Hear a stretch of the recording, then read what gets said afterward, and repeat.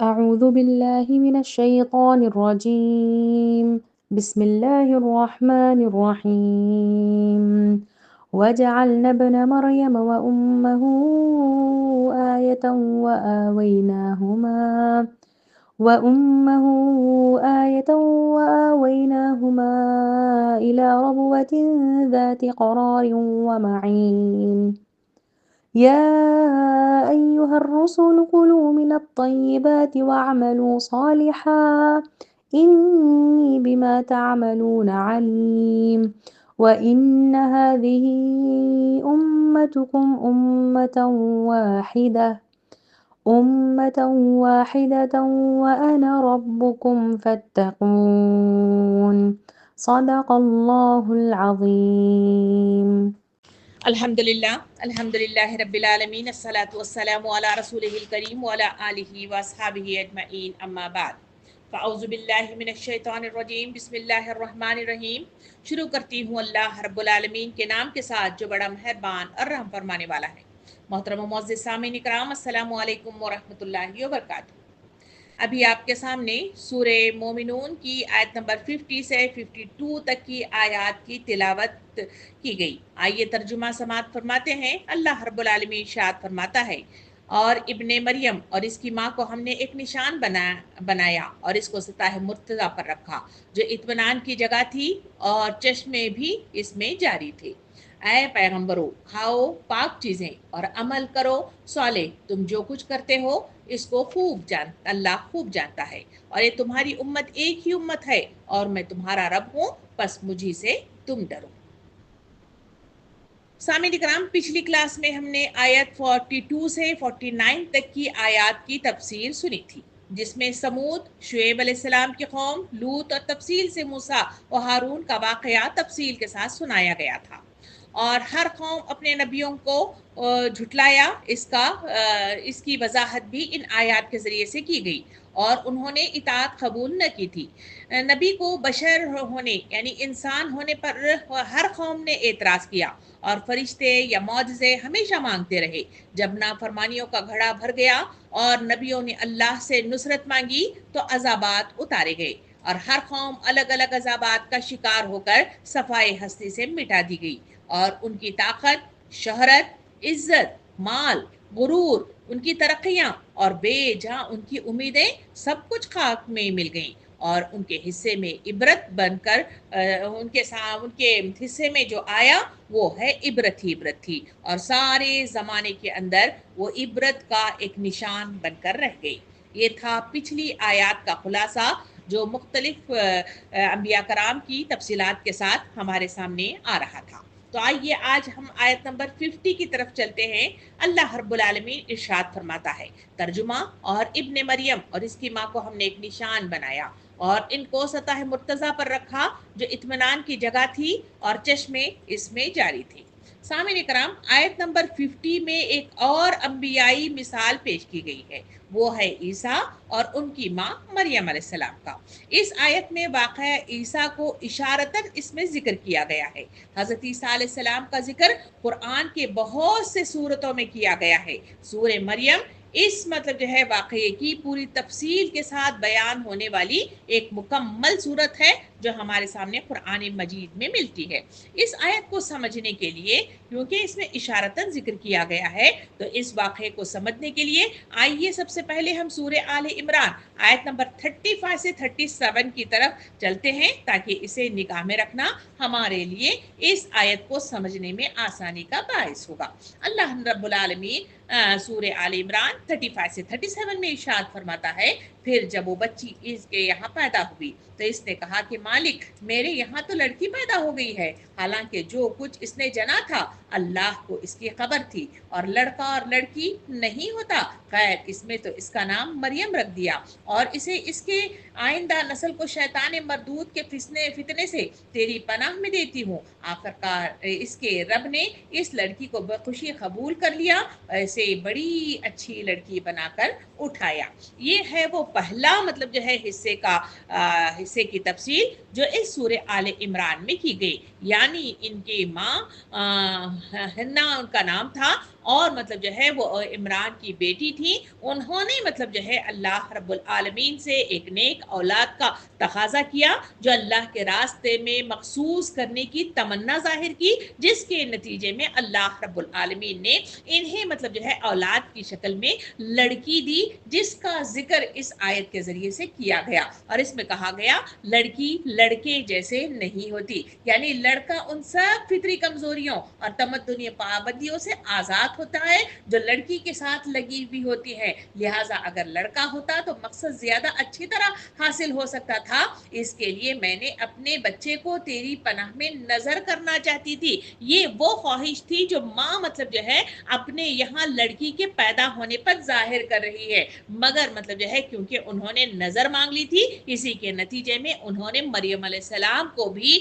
اسی مقصد کے لیے مخصوص کر دیا۔ تو اس کے سلسلے میں یہاں تفصیل سے بتایا گیا کہ یہاں مریم علیہ السلام کو مطلب جو ہے وہاں انہوں نے اللہ کے راستے میں ان کی پناہ میں دے دیا، اور اس لڑکی کو مطلب جو ہے اللہ تعالیٰ نے فرمایا کہ ہم نے نیک لڑکی بنا کر اٹھایا۔ یہاں مطلب جو ہے محراب کا لفظ استعمال کیا گیا ہے، لوگوں کا ذہن عموماً اس محراب کی طرف چلا جاتا ہے جہاں مسجدوں میں امام کھڑے ہوا کرتے ہیں، لیکن یہاں محراب سے یہ چیز مراد نہیں ہے، بلکہ یہاں مطلب جو ہے وہ عمارت ہے جہاں اس طرح مختص ہونے والے افراد، اعتکاف میں بیٹھے ہونے والے افراد یا معتکف مطلب جو ہے افراد جو ہوتے ہیں، ان کو ان کمروں میں مطلب جو ہے معتکف کرا دیا جاتا ہے، وہ وہاں بیٹھ کر اللہ کے راستے میں وہ اپنے آپ کو مخصوص کر لیتے ہیں۔ تو اس طرح مطلب جو ہے ہمارے سامنے یہ تفصیل ابتدائی آئی کہ مریم علیہ السلام کو اللہ رب العالمین نے اپنے لیے چن لیا اور اس کے نتیجے میں انہیں ایک نیک لڑکی بنا کر اٹھا دیا۔ اس واقعے کی مزید تفصیلات کیونکہ اس میں صرف اشارتاً موجود ہے، تو ہم مطلب جو ہے آگے چلتے ہیں سورہ مریم کی طرف۔ سورہ مریم میں اس کی تفصیل بڑی تفصیل کے ساتھ مطلب جو ہے اس کا ذکر آیا ہے۔ آئیے ہم آیت نمبر 16 سے 33 تک کا مطلب جو ہے ترجمہ سنتے ہیں تاکہ یہ پورا واقعہ مطلب جو ہے ہمارے سامنے سمجھ میں آنے میں آسانی ہو جائے۔ اللہ رب العالمین ارشاد فرماتا ہے سورہ مریم 16 سے 33 تک کی آیات، اور اے محمد صلی اللہ علیہ وسلم اس کتاب میں مریم کا حال بیان کرو جبکہ وہ اپنے لوگوں سے الگ ہو کر شرق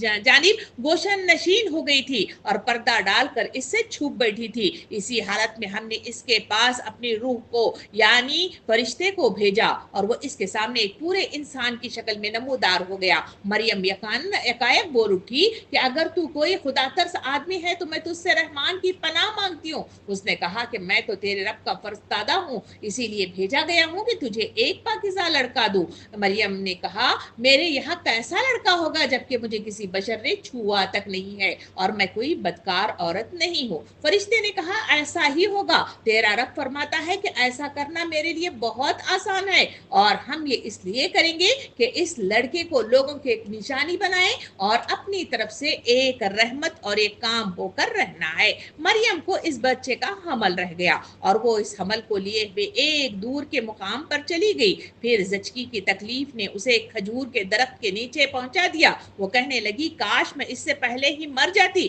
میرا نام و نشان نہ رہتا۔ فرشتے نے پالنتی سے اس کو پکار کر کہا کہ غم نہ کر، تیرے رب نے تیرے نیچے ایک چشمہ روا کر دیا ہے، اور تو ذرا اس درخت کے تنے کو ہلا، تیرے اوپر تر و تازہ کھجوریں ٹپک پڑیں گی، بس تو کھا اور پی اور اپنی آنکھیں ٹھنڈی کر۔ پھر اگر کوئی آدمی تجھے نظر آئے تو اس سے کہہ دے کہ میں نے رحمان کے لیے روزے کی نظر مانی ہے، اس لیے کہ آج میں کسی سے نہ بولوں گی۔ پھر وہ اس بچے کو لیے ہوئے اپنے قوم کی طرف آئی، لوگ کہنے لگے کہ اے مریم تو بڑا پاپ کر ڈالا ہے، اے ہارون کی بہن، نہ تیرا باپ کوئی برا آدمی تھا اور نہ تیری ماں ہی کوئی بد کردار عورت تھی۔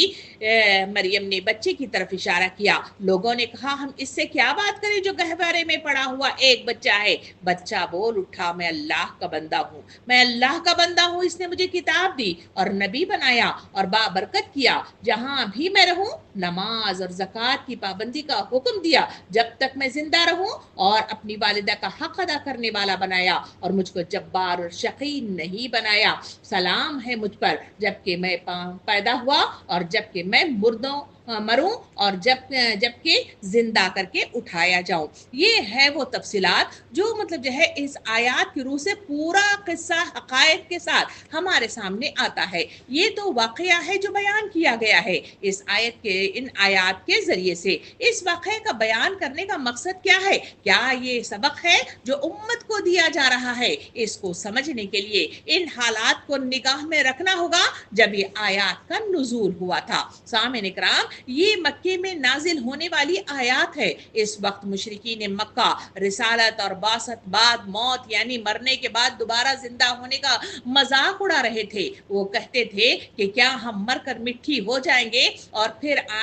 دوبارہ زندہ کیے جائیں گے؟ اور دوسری طرف انبیاء کرام کو مختلف قوموں کی طرف بھیجا گیا. ہر قوم سے نبی کے بشر ہونے پر اعتراض کیا گیا. اتنا ہی نہیں بلکہ معجزات مانگے جاتے رہے. موسیٰ علیہ السلام کے قصے میں ہم نے دیکھا کہ 7 مختلف قسم کے عذابات ان پر اتارے گئے اور ہر بار موسیٰ علیہ السلام سے دعا کروا کر اس کو دعا سے دور کیا گیا، مگر اس موسیٰ علیہ السلام کو جادوگر کا لقب دیا گیا. اور اس طرح نبی صلی اللہ علیہ وسلم کو بھی جادوگر کہا جا رہا تھا. ایسے ماحول میں اللہ رب العالمین نے انبیاء کرام کے قصے بیان کیے ہیں، جسے نوح، عاد، سمود، فرعون، موسیٰ، ہارون اور مطلب جو ہے آخر میں عیسیٰ ابن مریم کا ذکر کیا گیا ہے. ان مطلب جو ہے تفصیلات کو سمجھنے کے لیے ہمیں ہر طرح کی مطلب جو ہے ماحول کو مطلب جو ہے تفصیل کے ساتھ جانچنا ہوگا. حضرت عیسیٰ علیہ السلام کی پیدائش کا معاملہ یہودی قوم میں فی الواقع مطلب جو ہے بڑا ہی ذرہ برابر بھی مشتبہ نہ تھا، بلکہ جس روز وہ پیدا ہوئے تھے اسی روز اللہ رب العالمین نے پوری قوم کو اس بات پر گواہ بنا دیا تھا کہ یہ غیر معمولی شخصیت کا بچہ ہے جس کی ولادت معجزے کا نتیجہ ہے، نہ کہ کسی اخلاقی جرم کا. جب بنی اسرائیل کے ایک شریف ترین اور مشہور وہ نامور مذہبی گھرانے کی بن بہائی لڑکی کی گود میں بچہ لیے ہوئے آنا اور قوم کے بڑے اور چھوٹے سینکڑوں ہزاروں کی تعداد میں اس کے گھر پر ہجوم کر کے آ جانا، اور اس لڑکی نے ان کے سوالات کا جوابات دینے کی بجائے خاموشی کے ساتھ ایک نوزائیدہ بچے کی طرف اشارہ کر دیا کہ تمہیں جواب دے گا. مجموعے نے حیرت سے کہا کہ اس بچے سے ہم کیا پوچھیں جو گہوارے میں لیٹا ہوا ہے، مگر یکایک وہ بچہ مطلب جو ہے بول پڑا. اس نے نہایت صاف اور فصیح زبان میں مجموعے کو خطاب کر کے فرمایا کہ میں اللہ کا بندہ ہوں، اللہ نے مجھے کتاب دی اور نبی بنایا ہے. اس طرح اللہ رب العالمین نے اس شبے کے ہمیشہ کے لیے جڑ کاٹ دی کہ جو ولادت مسیح کے بارے میں پیدا ہو سکتا تھا. یہی وجہ ہے کہ حضرت عیسیٰ علیہ السلام کے سن شباب کو پہنچنے تک کبھی کسی نے نہ مریم علیہ السلام پر زنا کا الزام لگایا، نہ حضرت عیسیٰ علیہ السلام کو ناجائز ولادت کا طعنہ دیا. لیکن جب 30 برس کی عمر کو پہنچ کر آپ نے نبوت کے کام کی ابتدا فرمائی اور جب آپ نے یہودیوں اور ان کے بدعملیوں پر مرامت کرنا شروع کی اور ان کے علماء اور فقہا کو ان کے ریاکاریوں پر ٹوکا، ان کے عوام اور خواص سب کو اس اخلاقی زوال پر متنبہ کرنا شروع کر دیا جس میں وہ مبتلا ہو گئے تھے، اس پر ان کو خطرے راستے کی طرف اپنے مطلب جو ہے قوم کی دعوت دی، جس میں اللہ کے دین کو عملاً قائم کرنے کے لیے ہر قسم کی قربانیاں برداشت کرنی پڑتی تھی اور ہر محاذ پر شیطانی قوتوں سے لڑائی کا سامنا تھا. تو یہ بے باک مجرم مطلب جو ہے صداقت کی آواز کو دبانے کے لیے ناپاک سے ناپاک ہتھیار جو ہے استعمال کرنا انہوں نے شروع کر دیا. اس وقت انہوں نے وہ بات کہی جو 30 سال تک نہ کہی تھی. مریم علیہ السلام معاذ اللہ زانیہ ہے اور عیسیٰ ابن مریم مطلب جو ہے بلد زنا ہے. یہاں حالانکہ یہ ظالم بالیقین جانتے تھے کہ یہ دونوں ماں بیٹے اس گندگی سے بالکل پاک ہیں، بس در حقیقت ان کا یہ بہتان کسی حقیقی شبہ کا نتیجہ نہ تھا، بلکہ ان کے واقعی ان کے دلوں میں موجود ہوتا، بلکہ خالص بہتان تھا جو انہوں نے جان بوجھ کر محض الخدا کی حق کی مخالفت کے لیے انہوں نے گھڑ رکھا تھا. اسی بنا پر اللہ رب العالمین نے اسے ظالم اور جھوٹ کے بجائے کفر قرار دے دیا، کیونکہ اس الزام سے ان کا اصل مقصد اللہ کے دین کو کے راستے کو روکنا تھا اور یہ بے گناہ عورت پر ایک مطلب جو ہے صریح بہتان تھا جو انہوں نے لگا رکھا تھا. یہ وہ تفصیلات تھی جو اس کے پیچھے مطلب پوشیدہ ہے اور اس کے ذریعے سے انسانوں کو مطلب جو ہے بتایا جا رہا ہے. سامعین کرام، ان لوگوں نے معجزاتی حمل، معجزاتی مطلب جو ہے پیدائش اور معجزاتی مطلب جو ہے نومولود کا گہوارے میں گفتگو کرنا اور رسول صلی اللہ علیہ وسلم کا مطلب جو ہے رسول ہونے کا، اس مطلب جو ہے بچے کا اعلان کرنا، کیا کسی چیز کی گنجائش تھی جو رسول مطلب جو ہے خدا کو خدا ماننے اور ان کو رسول ماننے اور اللہ کی خدائی کو تسلیم کرنے سے انہیں مطلب جو ہے روکے رکھا تھا؟ سامعین کرام، وہ موت جو اختلافات ان کے درمیان تھے اس وقت، وہ ہے زندگی بعد مطلب جو ہے موت اور موت کے بعد دوبارہ اٹھائے جانے پر ان کو اعتراض تھا.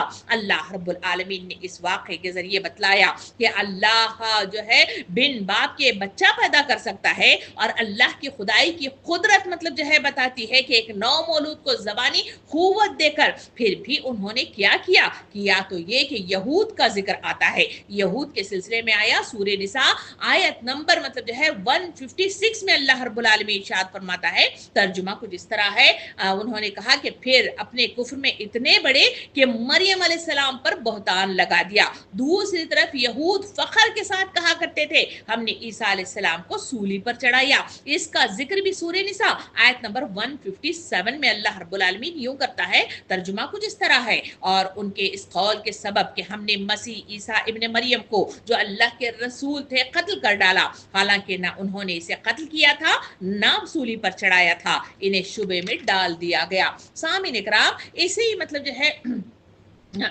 سورہ اسی مطلب جو ہے تفصیل کے ساتھ ہمارے سامنے جو بات آتی ہے وہ مطلب جو ہے ہمارے سامنے سورہ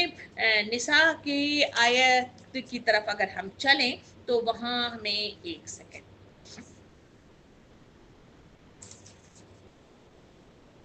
یہاں مطلب جو ہے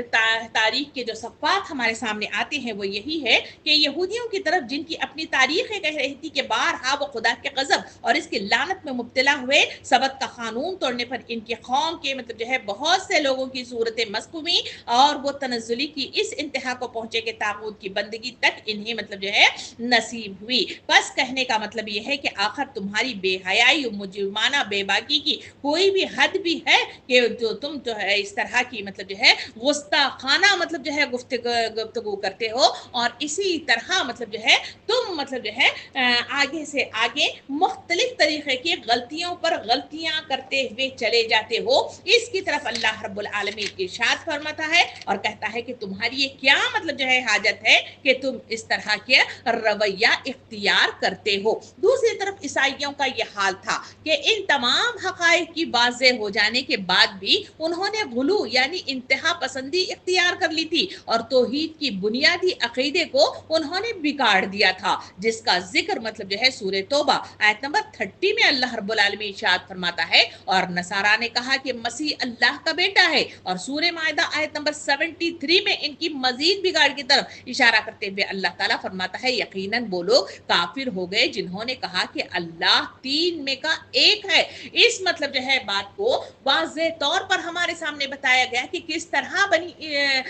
بنی اسرائیل یعنی یہود و نصارہ نے کس طرح کا رویہ اختیار کیا اور کس طرح سے انہوں نے یہاں مطلب جو ہے کہ مسیح علیہ السلام کو مطلب جو ہے اللہ کا بیٹا قرار دے دیا اور اللہ کو مطلب جو ہے نعوذ باللہ عیسیٰ علیہ السلام کا مطلب جو ہے باپ قرار دیا گیا. سامعین اکرام، ان چند لفظوں میں عیسائیوں کے عقیدہ الوہیت یعنی مسیح کی ایسی صاف تردید کی گئی ہے کہ اس سے زیادہ صفائی ممکن نہیں ہے. مسیح کے بارے میں اگر کوئی یہ معلوم کرنا چاہیے کہ فی الحقیقت وہ کیا تھے تو ان علامات سے بالکل غیر مشتبہ طور پر معلوم کر سکتا ہے کہ وہ محض ایک انسان تھے. ظاہر ہے کہ وہ ایک عورت کے پیٹ سے پیدا ہوئے تھے جن کا شجرہ نسب تک موجود تھا، جو انسانی جسم رکھتا تھا وہ ان تمام مطلب جو ہے حدود سے محدود اور ان تمام قیود سے مقید اور ان تمام صفات سے متصف تھا جو انسان کے لیے مخصوص ہیں، جو سوتا تھا، کھاتا تھا، گرمی اور سردی محسوس کرتا تھا، حتیٰ کہ جسے شیطان کے ذریعے سے آزمائش میں بھی ڈالا گیا تھا، اس کے متعلق کون معقول مطلب جو ہے انسان تصور کر سکتا ہے کہ وہ خود خدا ہے یا خدائی میں خدا کا شریک ہو مطلب جو ہے ان کا شریک ٹھہر سکتا ہے؟ لیکن یہ انسانی ذہن کی ضلالت پذیری کا ایک عجیب کرشمہ ہے کہ عیسائی خود اپنی مذہبی کتابوں میں مسیح کی زندگی کو صریحاً ایک انسانی زندگی پاتے ہیں اور پھر بھی اسے خدائی سے متصف قرار دینے پر اصرار کیے چلے جاتے ہیں۔ حقیقت یہ ہے کہ یہ لوگ اس تاریخی مطلب جو ہے مسیح کے قائل ہی نہیں ہیں جو مطلب جو ہے عالم واقع میں ظاہر ہوا تھا، بلکہ انہوں نے خود اپنے وہم و گمان سے ایک مسیح مطلب جو ہے تصنیف کر کے اسے خدا بنا لیا تھا، جس کا ذکر یہاں پہ کیا جا رہا ہے۔ اس بات کی مزید تفصیل کے لیے سورہ مریم آیت نمبر 35 میں اللہ رب العالمین ارشاد فرماتا ہے، یہ ہے عیسیٰ ابن مریم اور یہ ہے اس کے بارے میں وہ سچی بات جس میں لوگ شک کر رہے ہیں۔ اللہ کا یہ کام نہیں ہے کہ وہ کسی کو بیٹا بنائے، وہ پاک ذات ہے، وہ جب کسی بات کا فیصلہ کرتا ہے تو کہتا ہے کہ ہو جا اور بس وہ ہو جاتی ہے۔ یہ آیات کریمہ کا نزول اس وقت ہوا تھا جب مکے میں اسلام کی تبلیغ ہو رہی تھی اور لوگ اندر آنے سے گھبرا رہے تھے۔ مکے میں کچھ عیسائی تاجر اور حبشی غلام رہتے تھے، ان کے عقیدے میں عیسیٰ علیہ السلام کو اللہ کا بیٹا سمجھا جاتا تھا۔ مشرکین مکہ ان سے سنتے تھے کہ عیسیٰ علیہ السلام نے مردوں کو زندہ کیا، معجزات دکھائے، تو وہ نبی کریم صلی اللہ علیہ وسلم سے طنز کے طور پر کہا کرتے تھے، اگر تم واقعی اللہ کے نبی ہو تو ویسے معجزے دکھاؤ جیسے عیسیٰ علیہ السلام مطلب جو ہے دکھایا کرتے تھے۔ اس کی مزید مطلب تفصیل جو اس آیت کے ذریعے سے مجھے اور آپ کو مطلب جو ہے سبق دینا ہو، وہ سورہ مریم آیت نمبر 39 اور 40 میں اللہ رب العالمین ارشاد فرماتا ہے، اے محمد صلی اللہ علیہ وسلم، اس حالت میں جبکہ لوگ غافل ہیں اور ایمان نہیں لا رہے ہیں، انہیں اس دن سے ڈراؤ جبکہ فیصلہ کر دیا جائے گا اور پچھتاوے کے سوا کوئی چارہ کار نہ ہوگا۔ آخر کار ہم ہی زمین اور اس کی ساری چیزوں کے وارث ہوں گے اور سب ہماری طرف پلٹائے جائیں گے۔ یہ وہ تفصیلات تھیں جو اس مطلب جو ہے واقعے کے ذریعے سے، اس مطلب جو ہے آیات کریمہ کے ذریعے سے مجھے اور آپ کو مطلب جو ہے بتلایا گیا اور اس کے ذریعے سے ساری تفصیلات ہمارے سامنے واضح کر دی گئی کہ یہ مطلب جو ہے وہ تفصیلات ہیں جو مطلب جو ہے اس وقت بنی اسرائیل کر رہے تھے۔ سامعین اکرام، یہاں مطلب جو ہے اللہ رب العالمین وہ تقریر کو ختم کرتا ہے جو عیسائیوں کو سنانے کے لیے نازل فرمائی گئی تھی۔ اس تقریر کی عظمت کا صحیح اندازہ اس وقت ہو سکتا ہے جب آدمی اس کو پڑھتے وقت وہ تاریخی پس منظر نگاہ میں رکھے جو ہم نے اس سورے کے جو ہے ابتدا میں ہی آپ کے سامنے پیش کیا کہ یہ تقریر اس موقع پر نازل ہوئی تھی جبکہ مکے کے مظلوم مسلمان ایک عیسائی سلطنت میں پناہ لینے کے لیے جا رہے تھے اور اس غرض کے لیے نازل کی گئی تھی کہ جب وہاں مسیح کے متعلق اسلامی عقائد کا سوال چھڑے تو یہ سرکاری بیان عیسائیوں کو سنا دیا جائے۔ اس سے بڑھ کر اور کیا ثبوت اس امر کا ہو سکتا ہے کہ اسلام نے مسلمانوں کو کسی حال میں بھی حق و صداقت کے معاملے میں مداحنت برتنا نہیں سکھایا ہے۔ پھر وہ سچے مسلمان جو حبش کی طرف ہجرت کر کے گئے تھے، ان کی قوت ایمانی بھی حیرت انگیز ہے کہ انہوں نے عین دربار شاہی میں ایسے نازک موقع پر اٹھ کر یہ تقریر مطلب جو ہے سنا دی جبکہ نجاشی کے تمام اہل دربار رشوت کھا کر انہیں ان کے دشمنوں کے سپرد کر دینے پر تل گئے تھے۔ اس وقت اس امر کا پورا خطرہ تھا کہ مسیحیت کے بنیادی عقائد پر اسلام کا یہ بے لاگ تبصرہ سن کر نجاشی بھی بگڑ جائے گا اور اس مظلوم مسلمانوں کو قریش کے قصائیوں کے حوالے کر دیا جائے گا۔ اس کے باوجود انہوں نے کلمہ حق بیان کرنے میں ذرہ برابر تامل نہیں کیا تھا۔ سامعین اکرام، یہ ہے وہ سبق جو اس واقعے کے ذریعے سے دیا جا رہا ہے۔ سامعین اکرام، پوائنٹ وائز اگر دیکھیں گے تو وہ یہ ہے وہ نکات کہ اس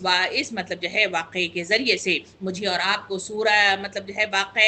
عیسیٰ ابن مریم کے ذریعے سے ہمیں خدا کی قدرت اور زندگی بعد موت کے برپا ہونے کی دلیل اس واقعے کے ذریعے سے دی گئی۔ نمبر دوسرا یہ ہے کہ لوگ معجزے چاہتے تھے، اللہ رب العالمین نے نو مولود کو گویائی عطا فرمائی اور عیسیٰ علیہ السلام کو معجزے دے، کیا یہ حقیقت کی طرف حقائق کی رہنمائی نہیں دیتے؟ اسی بات کا تذکرہ سورہ قصص آیت نمبر 56 میں اللہ تعالیٰ فرماتا ہے، اے نبی صلی اللہ علیہ وسلم، آپ جسے چاہے ہدایت نہیں دے سکتے بلکہ اللہ جسے چاہتا ہے ہدایت دیتا ہے اور وہ زیادہ جاننے والا ہے کہ کون ہدایت کے لائق ہے۔ یہ ہے وہ تفصیلات جو اس آیت آیت نمبر 50 کے ذریعے جو ایک مطلب جو ہے اشارتاً سورہ ابن مریم کا ذکر کرتے ہوئے یہاں پہ تفصیل بیان کی ہے۔ اب اس مطلب جو ہے اس کے ساتھ ہم آیت نمبر 51 کی طرف چلتے ہیں۔ سامعین کرام 23 سے لے کر آیت نمبر 50 تک وہ مرحلہ تھا جہاں مختلف انبیاء کرام کا تذکرہ کرتے ہوئے ہمارے سامنے تفصیلات مطلب جو ہے انبیاء کرام کی لائی گئی، اور اس کے ذریعے سے جو چیزوں کو ہمارے سامنے لایا گیا وہ ہے کہ وہ ساری قومیں ایک ہی وحدت والی مطلب جو ہے امت تھی، اور ایک ہی مطلب جو ہے حق گوئی کے لیے انبیاء کرام کو وہاں پہ مبعوث کیا گیا۔ دوسرا یہ ہے کہ ہر مطلب جو ہے قوم نے نبیوں کو جھٹلایا اور بشر ہونے پر اعتراض کیا، معجزات مانگتے رہے اور آسمان سے فرشتے اترنے کا تقاضا کیا گیا، اور اس کے نتیجے میں اللہ رب العالمین نے انبیاء کرام کا لمبا مطلب جو ہے سلسلہ جوڑا، اور اس کے ذریعے سے بتلایا کہ کس طرح سے حقائق سے انکار کر کے منہ مطلب جو ہے موڑتے رہے۔ یہ مطلب جو ہے ہر دور میں ہر نبی کے ساتھ یہ معاملہ ہوتا رہا، اور اس کا جواب مطلب جو ہے ہر نبی کے دور میں کوئی نہ کوئی سبق کے ساتھ ہمارے سامنے تفصیلات پیش کی گئی ہیں۔ اب آئیے اس مطلب جو ہے تفصیلات کے بعد یہاں سے دوسرا سلسلہ شروع ہو رہا ہے۔ آیت نمبر 51 کے ترجمے کی طرف چلتے ہیں۔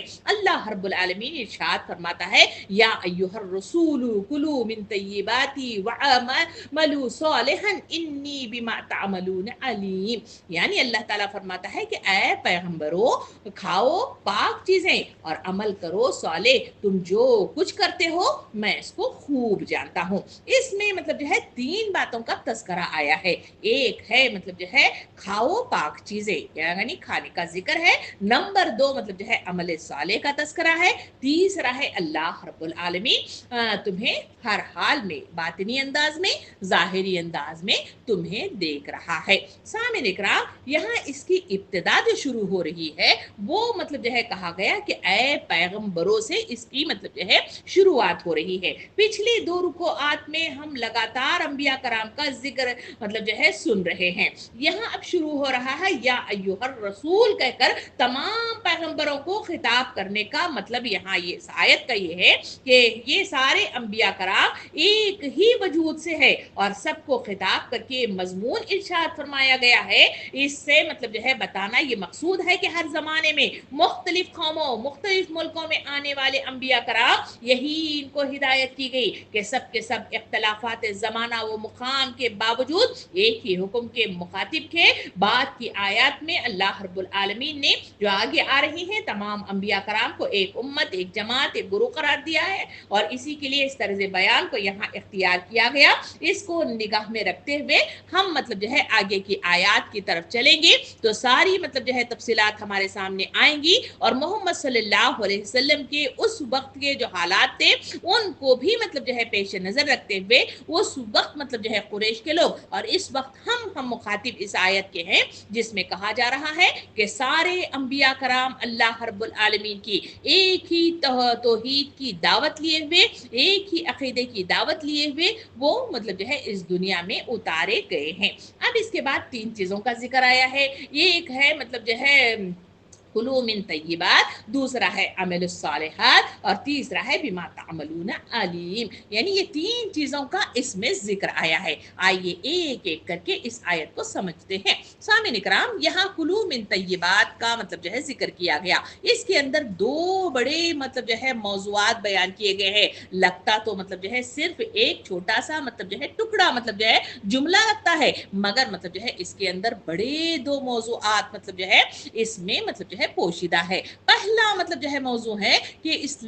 اسلام رہبانیت سے منع کرتا ہے، دوسرا ہے کہ حرام مال حاصل کرنے سے بھی منع کرتا ہے، یعنی دنیا کا بندہ بننے سے منع کرتا ہے۔ یعنی کہا گیا کہ کھاؤ مطلب جو ہے پاک چیزیں، کھاؤ پاک چیزوں سے مراد یہ ہے کہ رہبانیت یعنی خدا مطلب جو ہے خوف خدا کی بنا پر دنیاوی زندگی سے کنارہ کش ہو جانا، نہ شادی کرنا، نہ معاشی ذمہ داریاں اٹھانا، نہ رشتہ داریاں مطلب جو ہے نبھانا، بلکہ تنہائی اختیار کرنا، گوشہ نشینی اختیار کرنا اور دنیاوی لذتوں کو چھوڑ دینا دراصل رہبانیت کہلاتا ہے۔ اور مطلب جو ہے یہ رہبانیت کا جو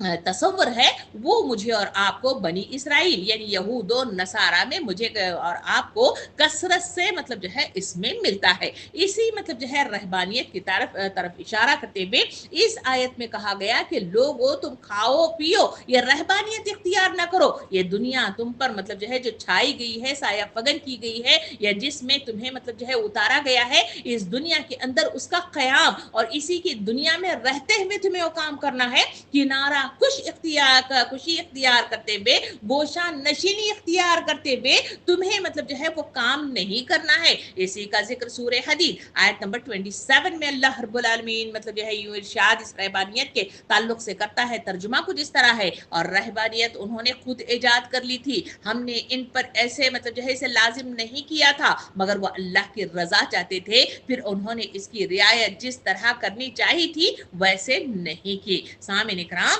रियायत रहबानियत ईसाइयों की ईजाद थी, अगर नीयत इनकी अच्छी थी, मगर तर्ज अमल में गुलू इंतहा पसंदी आ गई थी। इस्लाम ने इस गुलू की इस्लाह की और एतदाल का रास्ता इख्तियार करने की तरगीब दी है। हदीस मुबारका में नबी करीम सल्लल्लाहु अलैहि वसल्लम ने इरशाद फरमाया, इस्लाम में रहबानियत नहीं है। हजरत अनस रज़ियल्लाहु अन्हु से रिवायत है कि 3 लोग नबी करीम सल्लल्लाहु अलैहि वसल्लम की अज़वाज के पास आए और पूछा कि रसूलुल्लाह की इबादत किस कदर मतलब जो है करते हैं। जब बताया गया तो उन्होंने मतलब जो है रसूल सल्लल्लाहु अलैहि वसल्लम की इबादत को देखकर यूं कहा कि एक ने कहा कि मैं हमेशा रोजा रखूंगा, दूसरे ने कहा कि मैं कभी रात को नहीं सोऊंगा, और तीसरे ने कहा कि मैं कभी शादी नहीं करूंगा। नबी सल्लल्लाहु अलैहि वसल्लम को खबर मिली तो फरमाया, मैं तुम में से सबसे ज्यादा अल्लाह से डरने वाला हूँ, लेकिन मैं रोजा भी रखता हूँ और इफ्तार भी करता हूँ, नमाज भी पढ़ता हूँ और सोता भी हूँ, और औरतों से निकाह भी करता हूँ। जो मेरे तरीके से हट जाए वो मुझ में से नहीं है।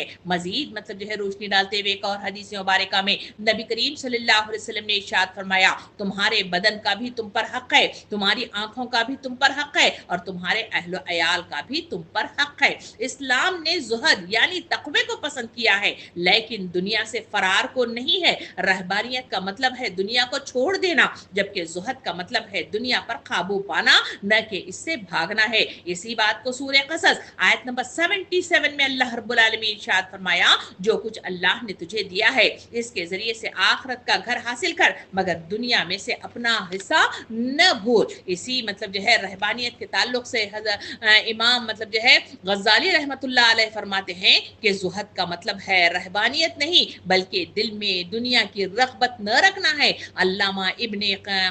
तैमिया मतलब जो है फरमाते हैं कि इस्लाम ने रहबानियत को तर्क किया क्योंकि अल्लाह ने इंसान को जमीन पर खिलाफत के लिए भेजा है, न कि गोशा नशीनी के लिए। हजरत अली फरमाते हैं कि दुनिया से जुहद ये नहीं है कि तुम्हारे पास कुछ न हो, बल्कि ये है कि जो तुम्हारे पास है वो तुम्हें बंदा मतलब जो है दुनिया का बंदा न बना दे। सामिन इकराम, रहबानियत इंसान की फितरत के खिलाफ है। इस्लाम तवाज़ुन, एतदाल, अमल पर मुबनी दीन है। इबादत, रोजी, निकाह और खिदमत सब मिलकर कामिल बंदगी बनाते हैं, और इस्लाम में हकीकी नेकी ये है कि दुनिया में रहकर अल्लाह की रजा हासिल की जाए। अल्लाह ने इंसान को दुनिया में अमल और खिदमत के लिए पैदा किया, किनारा खुशी के लिए नहीं है। बनी इसराइल के उस हिस्से की तरफ इशारा करके इस मतलब जो है आयत के अंदर कुलू मिन तय्यिबात यानी खाओ पाक चीजों के इस जुमले के अंदर बताया गया कि लोगों तुमने अपनी तरफ से ही एक ऐसी मतलब जो है तसव्वुर को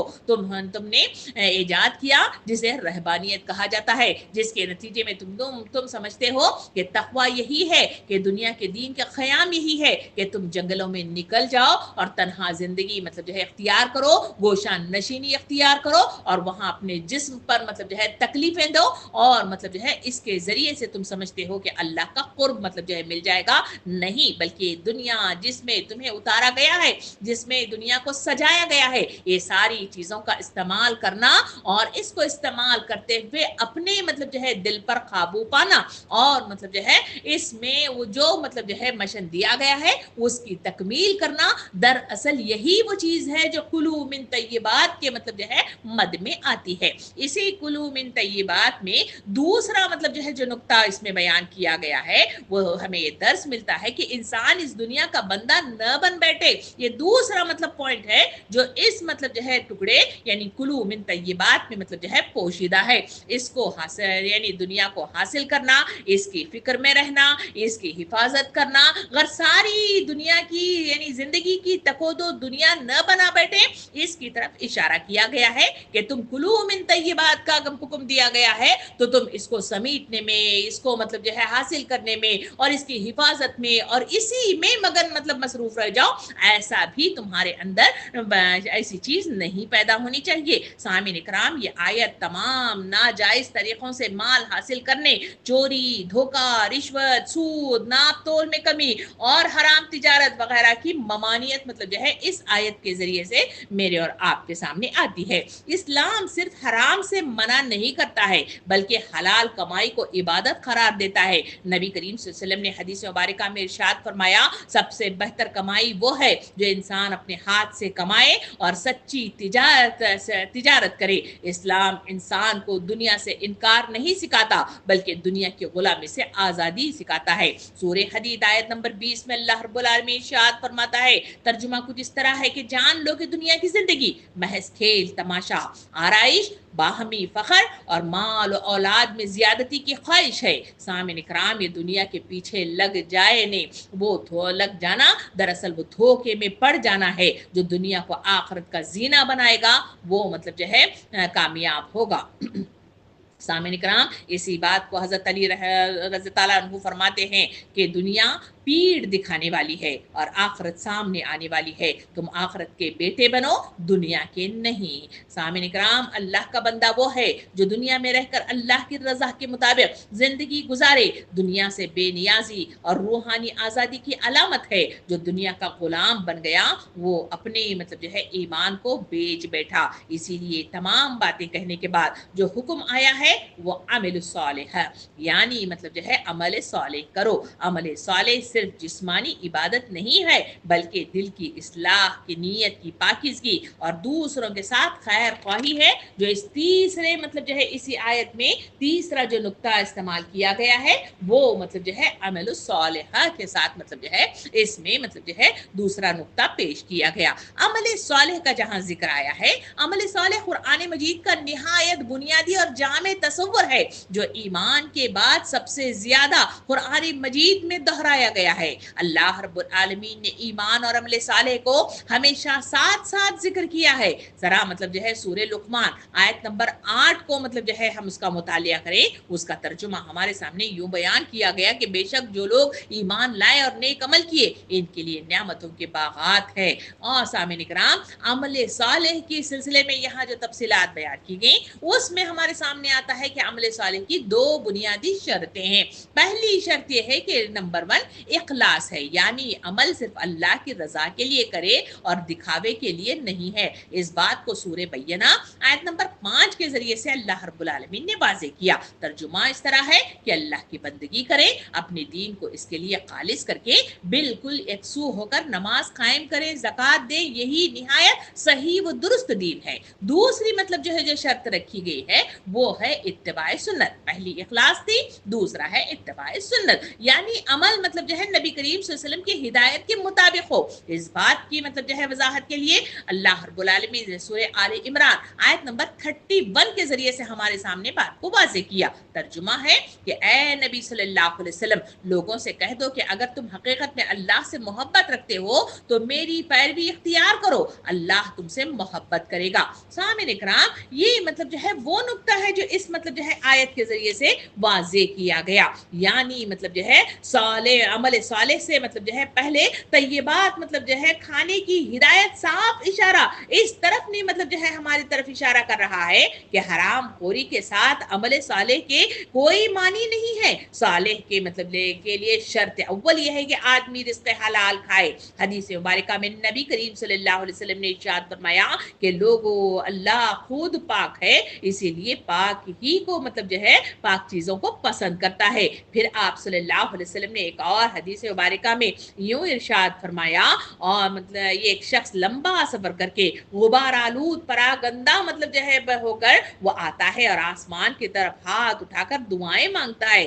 یا رب یا رب، مگر حال یہ ہے کہ روٹی اس کی حرام، کپڑے اس کے حرام، جسم اور اس کا حرام کی روٹیوں سے پلا ہوا، اب مطلب جو ہے کس طرح ایسے شخص کی دعا قبول ہوگی؟ ان آیات کے ذریعے سے ہمارے سامنے واضح طور پر مطلب جو ہے یہ بات آئی کہ تمام مطلب جو ہے چیزیں اصل میں عمل صالح کی مطلب جو ہے رکاوٹ بنتی ہیں نہ، یہ سب رہبانیت سے اس آیت کے ذریعے سے منع کیا گیا اور دنیا کا بندہ بننے سے منع کیا گیا۔ عمل صالح کرنے کی ترغیب کے بعد فرمایا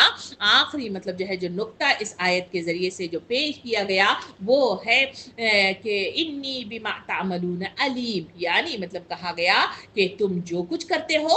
اللہ رب العالمین خوب جانتا ہے۔ سامعین اکرام، یہاں مطلب جو ہے یہ بھی چھوٹا سا ٹکڑا ہے مگر اس کے اندر بڑی مطلب جو ہے چیزیں، بڑی مطلب وضاحتیں اور بڑی مطلب جو ہے نصیحتیں اس مطلب جو ہے ایک ٹکڑے کے اندر انسانیت کو کی گئی ہے۔ یعنی انی بما تعملون علیم، یعنی یہ صرف خبر نہیں ہے بلکہ تنبیہ اور نصیحت ہے اور تسلی، یہ تینوں چیزیں اس آیت کے اندر پوشیدہ ہے اور یہ تینوں چیزیں انسانوں کو مطلب جو ہے مخاطب کر رہی ہیں۔ وہ تین چیزیں کیا ہیں؟ اس میں سے مطلب جو ہے پہلی چیز ہے کہ نیک عمل کرنے والوں کے لیے اس آیت میں مطلب جو ہے بشارت دی گئی کہ ان کے نیک اعمال ضائع نہیں ہوں گے۔ دوسری طرف مطلب جو ہے جو نقطہ بیان کیا گیا ہے وہ دوسری چیز ہے کہ گناہ کرنے والوں کے لیے اس آیت کے اندر تنبیہ ہے کہ کوئی عمل چھپ نہیں سکتا۔ اور تیسری مطلب جو ہے اس میں جو نقطہ بیان کیا گیا ہے کہ مخلص انسانوں کے لیے سکون کہ ان کا عمل اللہ کے علم میں محفوظ ہے۔ سامعین اکرام، اللہ تعالیٰ جانتا ہے جو کچھ تم کرتے ہو۔ دراصل قرآن حکیم کی ایک مطلب جو ہے مرکزی تعلیم ہے جو اللہ رب العالمین کی ہماگیر علم، نگرانی اور عدالت الہی کو واضح کرتی ہے۔ یہ احساس دراصل انسان کے ایمان، اخلاق، نیت اور عمل سب پر گہرا اثر مطلب جو ہے ڈالتا ہے۔ قرآن مجید میں جگہ جگہ بار بار اللہ رب العالمین نے فرمایا کہ اللہ بندوں کے ظاہر اور باطن، قول اور فعل اور نیت اور ارادے سب سے باخبر ہے۔ انی بما تعملون علیم، یعنی اس حقیقت کی طرف اشارہ کرتی ہے کہ اللہ کی نظر میں ہر عمل خواہ چھپا ہوا ہو یا ظاہر ہو سب اللہ رب العالمین کو معلوم ہے۔ اسی بات کی مزید وضاحت کے لیے سورہ مطلب جو ہے حجرات آیت نمبر 18 میں اللہ رب العالمین ارشاد فرماتا ہے، ترجمہ ہے کہ اللہ آسمانوں اور زمین کی ہر پوشیدہ چیز کو جانتا ہے اور تم جو کچھ کرتے ہو اسے خوب دیکھتا ہے۔ سامعین اکرام، اس آیت میں اللہ کے علم کا جاننا اور بصیر یعنی دیکھنا دونوں صفات کا ذکر اس آیت کے اندر کیا گیا ہے تاکہ بندہ بدعملی سے مطلب جو ہے بچتا رہے۔ اسی آیت کی تفسیر بیان کرتے ہوئے امام فخر الدین رازی رحمۃ اللہ علیہ اس طرح روشنی ڈالتے ہیں کہ جب بندہ یقین رکھے کہ اللہ اس کے ہر عمل پر نیت اور ہر خیال سے باخبر ہے تو وہ گناہ سے رک جاتا ہے اور نیکی میں اخلاص حاصل کرتا ہے۔ اللہ کے علم کی یاد دل میں خوف خدا پیدا کرتی ہے، یہ احساس ریاکاری کو ختم کر دیتی ہے۔ عمل کی اصلاح اس احساس سے ممکن ہے۔ ایمان کی پختگی بھی اسی وقت حاصل ہوتی ہے جب بندہ یہ جان لے کہ میں جہاں بھی ہوں اللہ مجھے دیکھ رہا ہے۔ سامعین اکرام، اس پوری آیت میں انسانوں کو جو نصیحتیں کی گئی ہیں اس میں مطلب جو ہے یوں نصیحت کی گئی کہ تم نہ رہبانیت اختیار کرو نہ دنیا کے بندے بنو، بلکہ یہ احساس تمہارے اندر پیدا کرو کہ اللہ تمہیں مطلب جو ہے ہر حال میں ظاہری و باطنی جانتا ہے، دیکھتا ہے، تو پھر تمہارے نامہ اعمال بہتر اور خالص ہوں گے، تب وہ قبول ہوں گے، ان کا اجر ملے گا، ورنہ یہ تینوں کام نہ کرو گے تو تمہارے سارے مطلب جو ہے اعمال ضائع ہو جائیں گے اور سوائے حسرت اور پچھتاوے اور ناکامی کے تمہارے پاس کچھ بھی نہ رہے گا۔ یہ ہے آیت نمبر 51 مطلب جو ہے اس کی تفسیر، جو مطلب جو ہے اتنی مختلف نکات کے ساتھ یعنی 3 پوائنٹ کے ذریعے سے ہمارے سامنے بات کو کھول کر نصیحت کی گئی، کیونکہ اس سے پہلے انبیاء کرام کا ذکر تھا۔ ان انبیاء کرام کے سارے ذکر کے بعد نصیحتوں کا وقت آیا تو اللہ رب العالمین نے واضح طور پر ہمارے سامنے 3 نکات رکھے۔ وہ ہے कुलू मिन तय्यिबात, यानी खाओ पाक चीजें, यानी रहबनियत इख्तियार ना करो, दुनिया के बंदे ना बनो। दूसरा कहा गया कि अमल सालेह इख्तियार करो, यानी जो अमल सालेह करेगा वही मतलब जो है कामयाब होगा, वही हसरतों से महफूज रहेगा, वही पछतावों से मतलब जो है बच जाएगा और उसे इनाम जन्नत मिल जाएगी। और तीसरा कहा गया कि तुम हमेशा ये याद रखो कि अल्लाह ताला हर हाल में, तुम्हारा ज़ाहिरी और बातिनी हर हाल में तुम्हें देखता है और तुम्हें सुनने वाला है। ये तमाम मतलब जो है बातें कहने के बाद अल्लाह रब्बुल आलमीन आयत नंबर 52 की तरफ चलता है। आइए आयत नंबर 52 की तरफ चलते हैं। अल्लाह रब्बुल आलमीन मतलब जो है यूं इरशाद फरमाता है, तर्जुमा ये है, और ये तुम्हारी उम्मत एक ही उम्मत है और मैं तुम्हारा रब हूं, बस मुझी से तुम डरो। यानी इस आयत के जरिए से भी अल्लाह रब्बुल आलमीन ने एक उम्मत होने का मतलब जो है यहाँ पे तफसीलात हमारे सामने ले आई। यानी तुम्हारी उम्मत एक ही उम्मत है, यानी तुम एक ही ग्रोह के लोग हो। उम्मत का लफ्ज उस मजमुए अफराद पर बोला जाता है जो किसी असल मतलब जो है असल के मुश्तरक होकर एक जगह जमा होते हैं। अंबिया चूंकि इख्तिलाफ ज़माना और मुकाम के बावजूद एक अकीदा, एक दीन और एक दावत पर जमा थे, इसीलिए फरमाया गया इन सब की एक ही उम्मत है। यानी यहाँ इस आयत के जरिए से मतलब जो है मेरे और आपके सामने वजाहत की गई कि हर जमाने में जो भी अंबिया कराम आए, जो लोग भी मुख्तलिफ खित्तों में,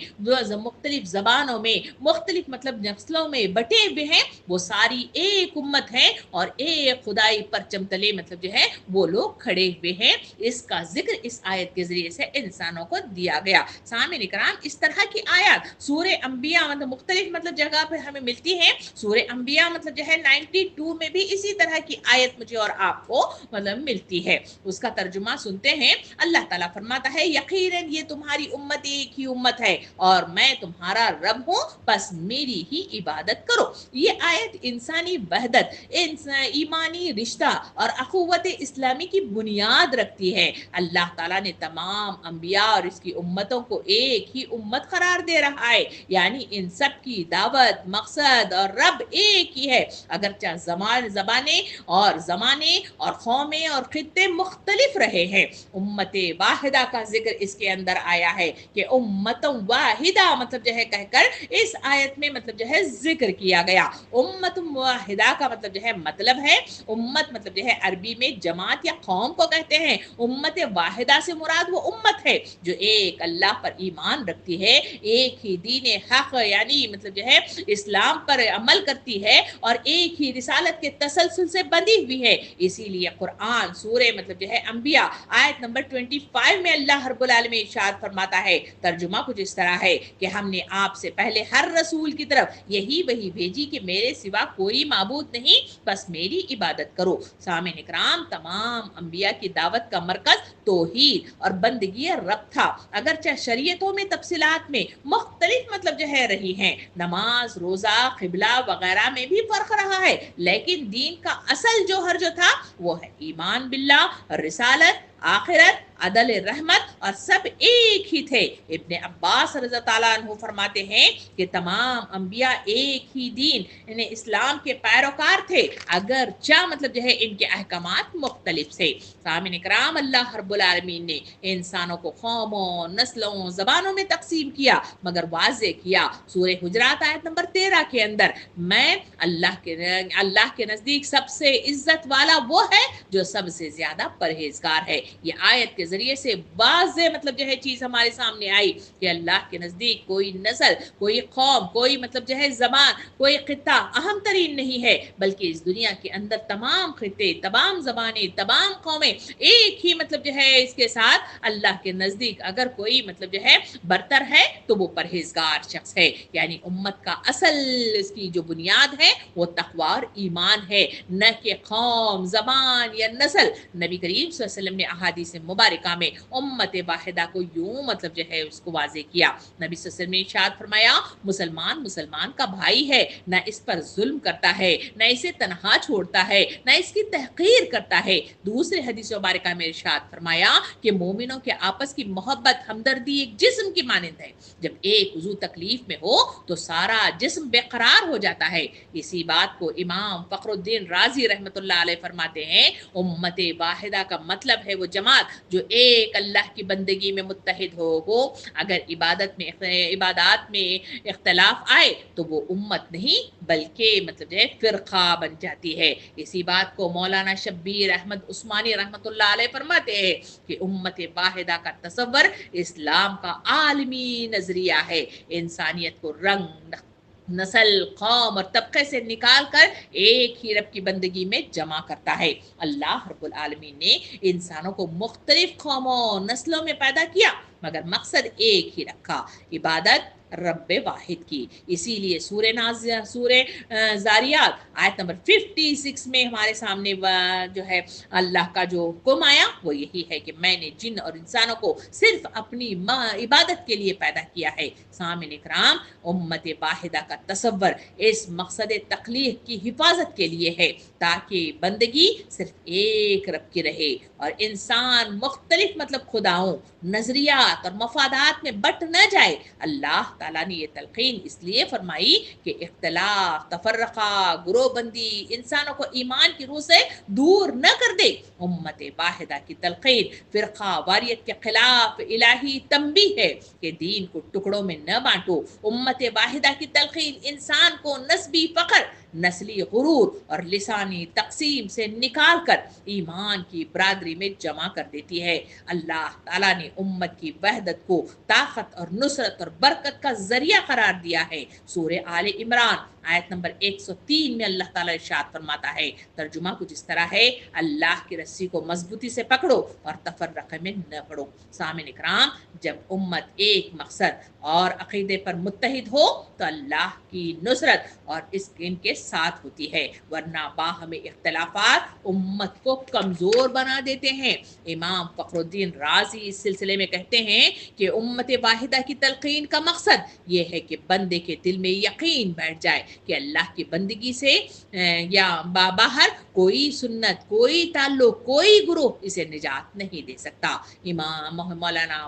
मौदूदी रहमतुल्लाह अलैह इस सिलसिले में कहते हैं कि उम्मत वाहिदा का ऐलान दरअसल इस्लाम की आलमी मंशूर वहदत की बुनियाद है कि इंसानियत की रहनुमाई सिर्फ एक खुदा के दीन से मुमकिन है, कौम परस्ती से नहीं है। ये वो मतलब सबक है जो इस आयत यानी ये तुम्हारी उम्मत एक ही उम्मत है और मैं तुम्हारा रब हूँ और मुझ ही से डरो के साथ मतलब जो है इसकी वजाहत हमारे सामने आती है। आखिरी टुकड़ा हमारे सामने आया वो ये है कि बस मुझ ही से डरो, यानी मैं वो मतलब जो है हस्ती हूँ या मैं तुम्हारा वो खुदा हूँ जो तुम्हारे हर पोशीदा चीज़ को जानता हूँ, हर ज़ाहिरी चीज़ को जानता हूँ और मैं ही हूँ जो इतनी कुदरत रखता हूँ कि बिन माँ के बच्चे को भी मतलब जो है इस दुनिया में ले आ सकता हूँ। और तो क्या मैं तुम्हें दोबारा मतलब मरने के बाद तुम्हें उठाकर खड़ा नहीं कर सकता? क्या उस पर तुम्हारा यकीन मतलब जो है कामिल नहीं होता? इतने मौजज़ात देखने के बाद, इतने मतलब जो है अंबिया कराम की ज़िंदगियों के मुख्तलिफ मतलब जो है हालात को सामने रखने के बाद